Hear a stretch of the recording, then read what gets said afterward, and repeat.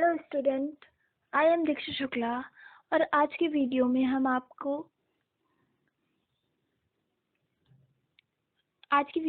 बात करेंगे ट्रांसलेशन की। यद्यपि हम में से सभी लोग जानते हैं कि ट्रांसलेशन का जो मीनिंग होता है वो सिंपल हम कह सकते हैं कि हम ट्रांसलेशन का यूज़ एक वाक्य को एक भाषा से दूसरी भाषा में बदलने के लिए प्रयोग करते हैं। इसमें हम इस वीडियो में, जैसा कि ये फर्स्ट वीडियो है, तो हम इसमें जानेंगे कि हमें ट्रांसलेशन करने के लिए किन किन बेसिक चीज़ों की ज़रूरत पड़ती है। सबसे पहले हम जानेंगे कि जब हम ट्रांसलेशन करते हैं तो हम मेन वर्ब यूज़ करते हैं। यद्यपि वाक्य जो होता है उसमें सब्जेक्ट भी दिया होता है, उसमें हेल्पिंग वर्ब भी दी होती है और क्या कहते हैं, वर्ब भी दी होती है जिसे हम मेन वर्ब कहते हैं। तो सबसे पहले हमें पता होना चाहिए कि जो मेन वर्ब है हम उसको किस किस तरह से प्रयोग कर सकते हैं और कौन कौन सी होती हैं। जो ये आज का वीडियो है तो उसका मेन टॉपिक है सिंपल प्रेजेंट टेंस और प्रेजेंट इंडेफिनिट टेंस। अब हम आ जाते हैं अपने टॉपिक पे, ट्रांसलेशन में हम सबसे पहले सीखेंगे form of verb. There are, जैसा कि हम देख सकते हैं कि there are 3 type of verb form. First one is present, second one is past and the third one is principal. यद्यपि अगर हम बुक में देखेंगे तो हमें एक फोर्थ फॉर्म भी दी होती है जिसे हम ING फॉर्म कहते हैं। उसमें क्या होता है, जो फर्स्ट फॉर्म होती है हमारी, उसी में ING का यूज करके हम उसे ING फॉर्म बना देते हैं। पहली हमारी फॉर्म है verb are divided in different group. Group A के जो वर्ब होते हैं उन्हें हम as a strong verb call करते हैं। जैसा कि कुछ स्ट्रॉन्ग वर्ब जिनकी सेकंड और थर्ड फॉर्म फर्स्ट फॉर्म के वॉवेल को बदलने से बनती है, उन्हें हम ग्रुप ए की वर्ब कहते हैं। जैसे एक एग्जांपल की बात करें हम, तो इसमें दिया है अवेक मतलब होता है जागना। इसकी पास्ट फॉर्म होगी अवो एंड द प्रिंसिपल फॉर्म होगी अवो।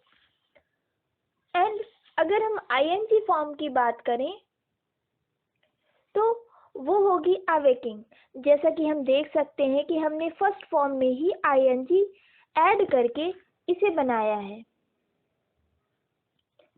अब ग्रुप बी की फॉर्म की अगर हम बात करें तो ग्रुप बी में, ये ग्रुप बी है और इस फॉर्म में इसकी डेफिनेशन कहती है कि कुछ स्ट्रॉन्ग वर्ब जिनका पास्ट टेंस, प्रेजेंट टेंस, इसको रेस करते हैं तो थोड़ा इजी होगा, के वॉवेल को बदलकर और पास्ट प्रिंसिपल फॉर्म में EN, NE और N जोड़कर बनता है।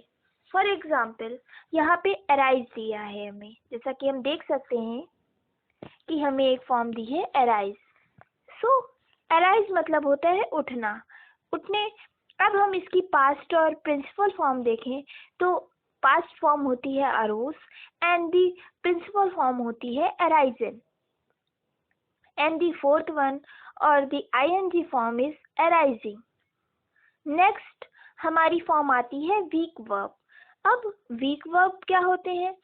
ये वे वर्ब होते हैं जिनके सेकंड और थर्ड फॉर्म फर्स्ट फॉर्म में E, ED या T लगाने से बनते हैं। फॉर एग्जाम्पल सेकेंड फॉर्म अगर हम बात करें तो यहाँ पे second form equals to third form equals to first form plus ED oblique T oblique E। Means हम कह सकते हैं कि अगर हम फर्स्ट फॉर्म में ED, E या T लगा दें तो वो हमारी सेकेंड और थर्ड फॉर्म होती है। For example abuse as you know that abuse मतलब होता है किसी को गाली देना, ठीक, किसी को गंदा बोलना। इसकी अगर हम पास्ट फॉर्म की बात करें तो उसका मीनिंग वो होती है abused and the third one is abused means the both form past and principal form are same as the each other. And the fourth one is abusing. So we can say कि हमने first form में ही ing add करके हमने इसकी ing form बना दी. अब group second की verb क्या होते हैं? all verb form are same means जो ग्रुप सेकंड की वर्ब होते हैं वो सभी सेम रहते हैं. Means first form is equals to second form is same as the third form. जैसे कि बेट मीन्स होता है शर्त लगाना. अब अगर हम इसकी सेकंड और थर्ड फॉर्म देखें तो वो हमारी फर्स्ट फॉर्म की तरह ही होती है.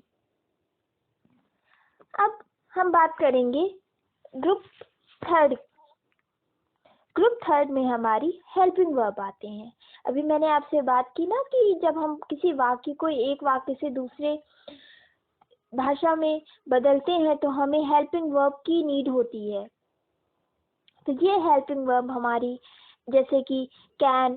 सो कैन को हम अकॉर्डिंग टू सेंटेंस कुड में चेंज कर देते हैं, शैल को शुड में चेंज कर देते हैं, मे को माइट में, विल को वुड में, और बी अपने आप में 3 वर्ड कंटेन करता है लाइक इज, एम और आर. सो इसको हम कन्वर्ट करते हैं वॉज और वर में जो कि हमारी पास्ट फॉर्म होती हैं. ये सभी पास्ट फॉर्म है. Could, should, might, would, these all are the past form.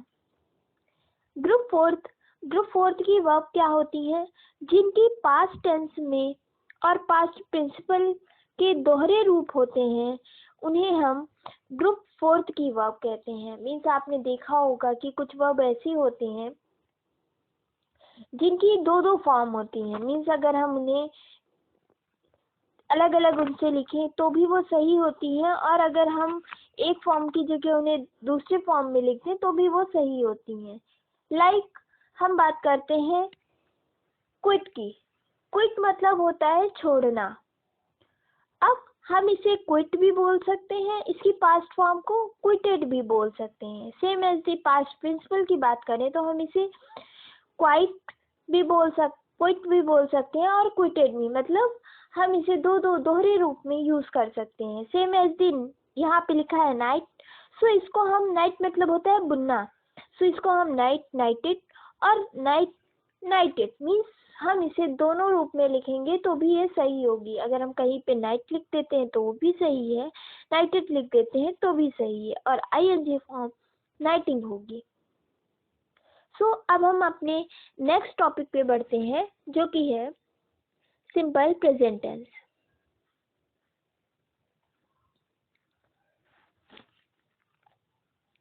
Simple present tense की बात करने से पहले हम जानेंगे टेंस. टेंस क्या होते हैं? टेंस हम कह सकते हैं कि अगर हिंदी में बोले तो टेंस का मतलब होता है काल. प्रत्येक काल 3 रूप के होते हैं. पहला प्रेजेंट टेंस. प्रेजेंट टेंस कौन से होते हैं? जिसकी बात हम वर्तमान में करते हैं. फिर सेकंड होता है पास्ट टेंस.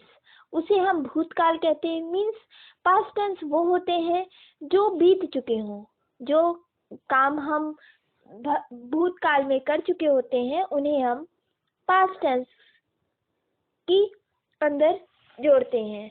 और थर्ड वन इज भविष्यकाल. भविष्यकाल मतलब फ्यूचर टेंस. जो हम करने वाले हैं या जो भविष्य में हम जिन वाक्यों की बात करते हैं वो हमारे फ्यूचर टेंस के अंदर आते हैं. प्रत्येक के 4 रूप होते हैं. यदि हम बात करें कि प्रेजेंट टेंस कितने रूप के होते हैं तो ये अपने आप में 4 तरह के होते हैं. पहला simple tense, second perfect tense, third one is continuous, and the fourth and last is perfect continuous. So मैं आशा कर सकती हूँ कि आपको ये चारों समझ में आ गए होंगे. अब हम बात करेंगे सिंपल प्रेजेंट टेंस की. अब सिंपल प्रेजेंट टेंस क्या होता है? अगर हम इसको रेज कर दें तो हमें पता चलेगा. अकॉर्डिंग टू डेफिनेशन हम पहचानेंगे कैसे कि यही सिंपल प्रेजेंट टेंस है. अगर हमें कोई एक वाक्य दे दिया जाए तो हम कैसे पता करेंगे कि ये एक सिंपल प्रेजेंट टेंस है? इसकी पहचान करने के लिए हमें यह देखना होगा कि जो वाक्य दिया है वहाँ पर काम का होना अथवा करना पाया जा रहा या नहीं। अगर ऐसा है तो वो सिंपल प्रेजेंट टेंस होगा और उसकी पहचान करने के लिए उस वाक्य के अंत में ता है, ता हूँ, ती है, ते हैं आदि शब्द आएंगे। अब जैसा कि हमने अभी बताया था आपको कि प्रत्येक टेंस जैसे प्रेजेंट टेंस है उसके 4 फॉर्म होते हैं, simple, perfect, continuous and perfect continuous. Similarly अगर हम सिंपल प्रेजेंट टेंस या सिंपल टेंस की बात करें तो इसके भी अपने 3 रूप हैं। पहला है अफर्मेटिव सेंटेंस। अफर्मेटिव सेंटेंस वो सेंटेंस होते हैं, वो वाक्य होते हैं जिन्हें हम सकारात्मक बोलते हैं, मीन्स जो अपने आप में पॉजिटिव होंगे, उसमें निगेटिव नहीं होगा, तो उन्हें हम क्या कहेंगे? Affirmative sentence. अब अफर्मेटिव सेंटेंस पढ़ने से पहले हम इसके कुछ नियम जान लेते हैं जिससे हमें कुछ हेल्प होगी। जैसे कि रूल नंबर 1 क्या होता है? सिंगुलर नंबर थर्ड पर्सन कर्ता के साथ हम वर्ब में एस या ईएस लगा देते हैं। किसी भी नाउन सब्जेक्ट को थर्ड पर्सन समझना चाहिए। आप में से कई बच्चों को ये नहीं पता होगा, और हो भी सकता है पता हो, कि फर्स्ट पर्सन इंग्लिश ग्रामर में first person, second person, third person, object, ये सब क्या होते हैं। तो आप परेशान मत होइए, मैं आपको सबसे पहले फर्स्ट पर्सन, सेकंड पर्सन और थर्ड पर्सन बता देती हूँ कि क्या होते हैं।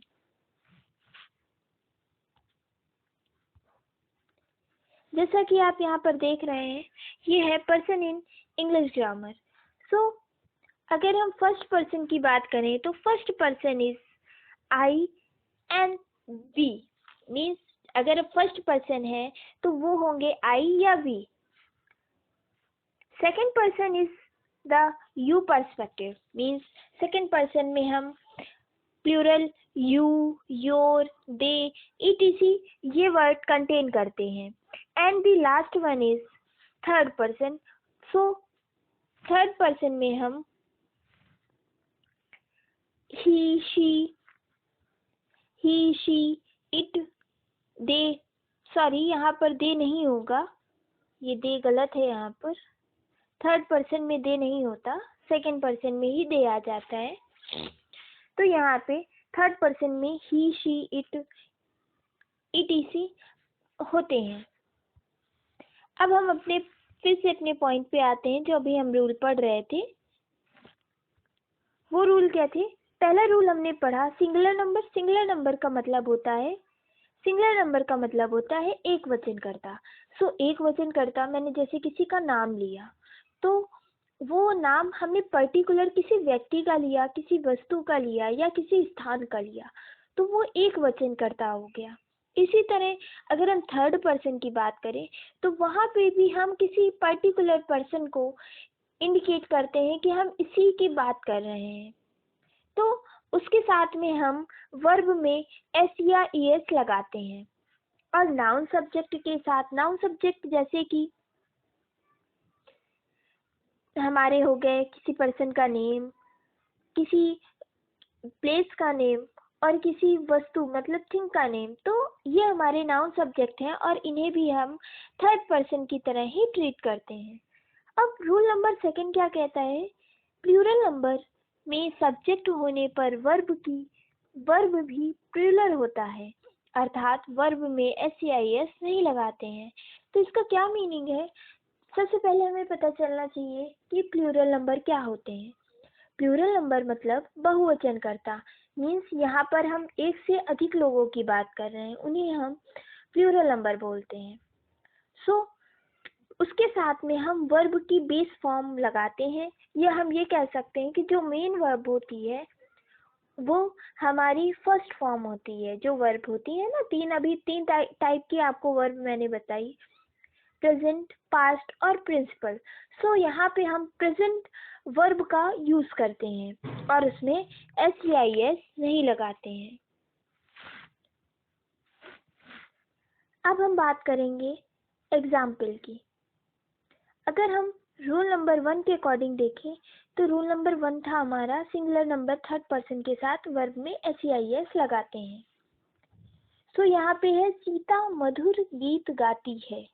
अब जैसा कि आप देख सकते हैं कि जो यहाँ पे सीता है वो क्या है, वो एक लड़की का नेम है। तो यहाँ पे सीता एक लड़की ही तो है, तो एक वचन करता हुआ इससे हमें पहचान मिल गई कि यहाँ पे हम थर्ड पर्सन है, तो यहाँ पे हम ही शी इट का यूज करेंगे। अब यहाँ पे हम वर्ब में SEIS का यूज करेंगे, वर्ब में हम SEIS का यूज करेंगे। और हम पहचान कैसे करेंगे कि ये सिंपल प्रेजेंट टेंस है? उसके लिए हम वाक्य के अंत में देखेंगे कि यहाँ पे क्या है, ता है, ती है, ते है, तो यहाँ पे क्या है, ती है। तो हमें इससे पता चल जाएगा कि ये सिंपल प्रेजेंट टेंस है। ओके, तो इसको हम ट्रांसलेट करेंगे तो ये होगा सीता सिंग। अब सिंग एक वर्ब है जिसका मीनिंग होता है गाना, तो अब यहाँ पे सिंगुलर नंबर है तो वहाँ पे हम S लगा देंगे, तो ये हो जाएगा Sita sings a sweet song. अगर हम रूल नंबर 2 की बात करें तो वो होगा हमारा एग्जाम्पल, वे अपना पाठ याद करते हैं, तो इसका हो जाएगा दे लर्न दियर लेसन।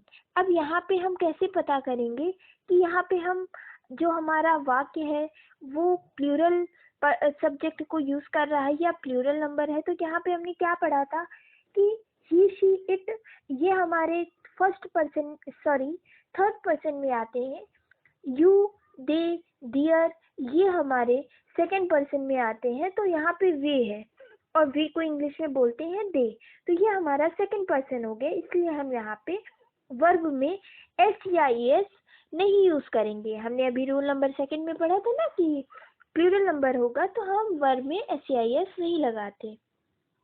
सो इसको ट्रांसलेट करेंगे तो ये क्या हो जाएगा, they learn their lesson. Rule number 3 क्या कहता है, IU के साथ वर्ब में SEIS नहीं लगाते हैं या नहीं आता है। फॉर एग्जाम्पल, तुम एक पत्र लिखते हो, you write a letter.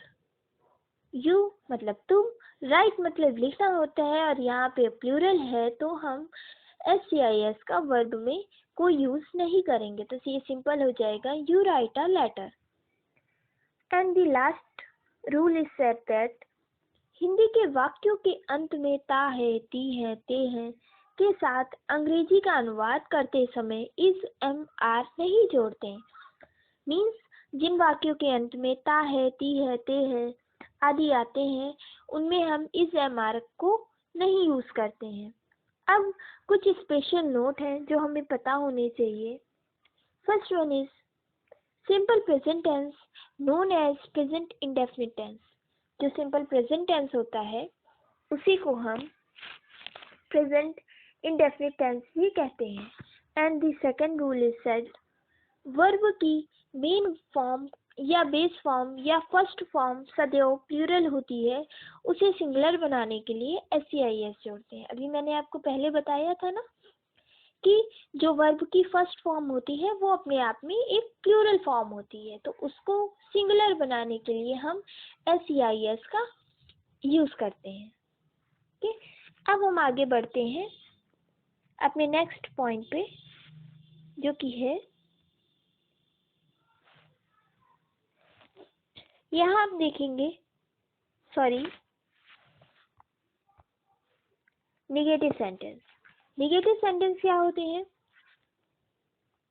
Simple अगर हम सिंटैक्स की बात करें तो इसका सिंटैक्स जो होता है वो ये होता है कि सब्जेक्ट सबसे पहले हम देखेंगे कि सब्जेक्ट क्या है। मीन्स ही, शी, इट, दे, किसी व्यक्ति, वस्तु अथवा स्थान का नाम, ये हमारे सभी सब्जेक्ट होते हैं। तो हम सब्जेक्ट प्लस डू या डज, अभी हम आगे पढ़ेंगे कि हम डू का यूज कब करेंगे और डज का यूज कब करेंगे। प्लस नॉट, जैसा कि ये निगेटिव सेंटेंस है तो यहाँ पे हम नॉट यूज करेंगे। फिर वर्ब की फर्स्ट फॉर्म यूज करेंगे। अब यहाँ पे अगर हम डू या डस का प्रयोग करेंगे तो वहाँ पे हम वर्ब की फर्स्ट फॉर्म के साथ SEIS का यूज नहीं करेंगे। और प्लस ऑब्जेक्ट, ऑब्जेक्ट का मतलब हम किसी पर्टिकुलर, किसी अनदर पर्सन की बात कर रहे हैं, वो ऑब्जेक्ट के फॉर्म में आ जाता है। अब सबसे पहले हम देखेंगे कि रूल नंबर 1 क्या है हमारा। रूल नंबर 1 कहता है निगेटिव सेंटेंस में एक वचन कर्ता mean singular number third person के साथ वर्ब की फर्स्ट फॉर्म के पहले डज नॉट का प्रयोग करते हैं। सेकंड है, अगर हम सेकंड रूल की बात करें तो सेकंड रूल हमारा कहता है बहुवचन कर्ता के साथ डू नॉट का प्रयोग करते हैं। रूल नंबर 3 कहता है अगर वाक्य में कभी नहीं हो तो वर्ब से पहले नेवर लगाते हैं।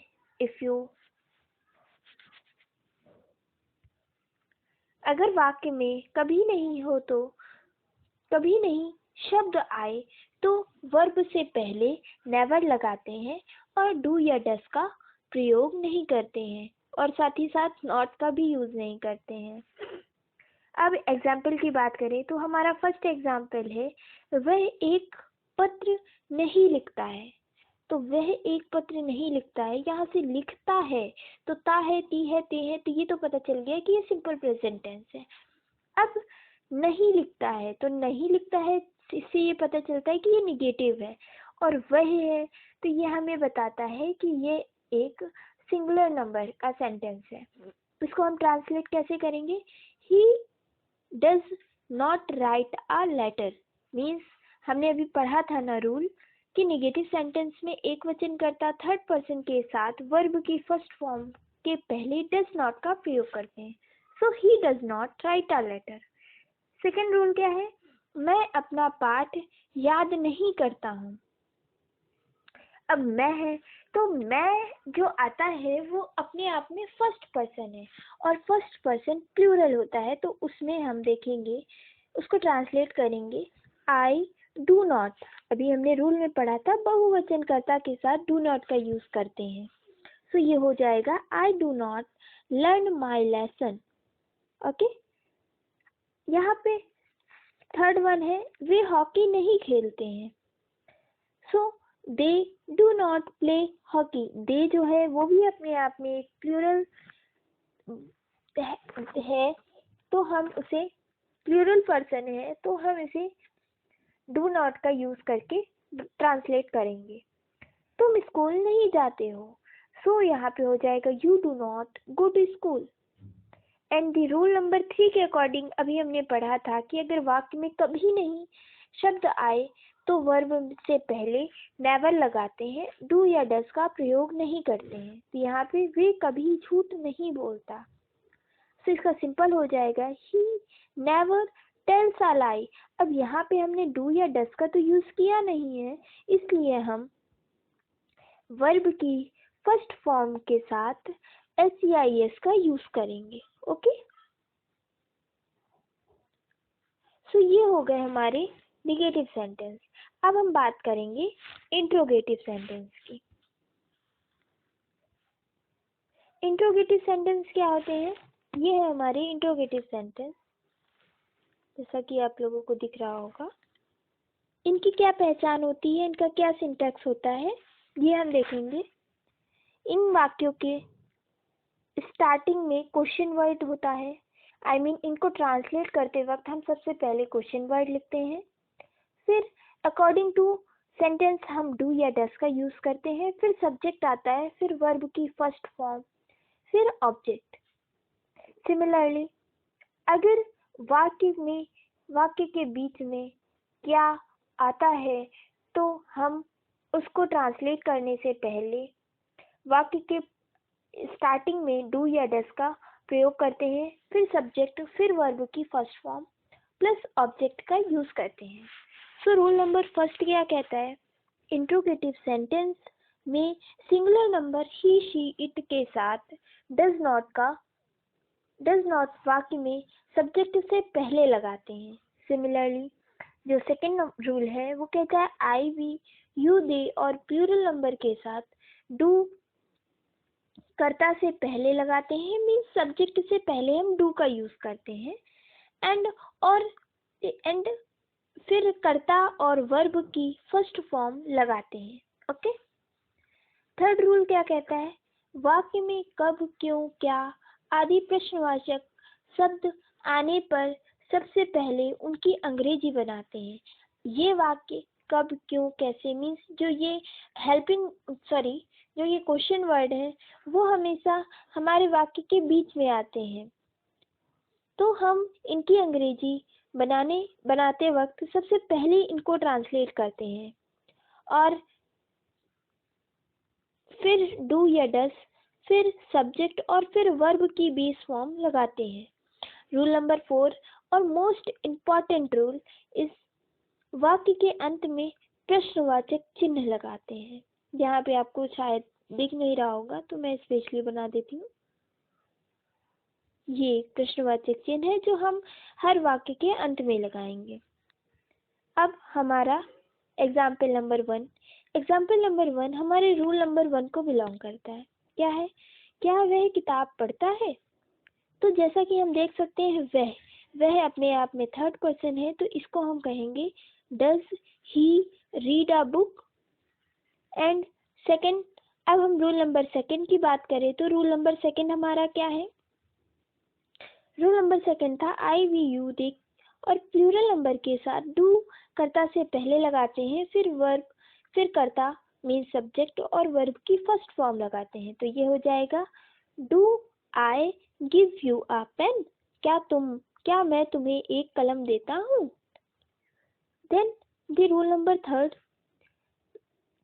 के अकॉर्डिंग अगर कब, क्यों, क्या आदि प्रश्नवाचक शब्द आए तो सबसे पहले उनकी अंग्रेजी, फिर डज, डू या डज और फिर सब्जेक्ट, फिर वर्ब की बेस फॉर्म लगाते हैं।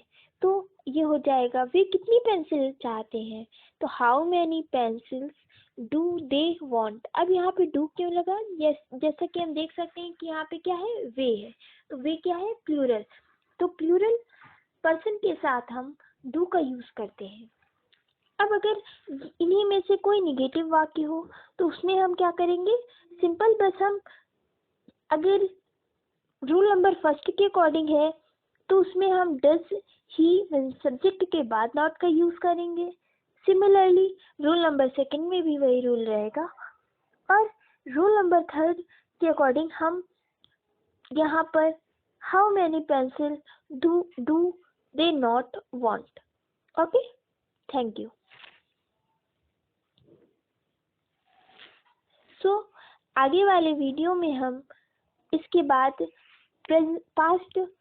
सिंपल पास्ट टेंस की बात करेंगे। So thank you for watching. Please like, share and subscribe.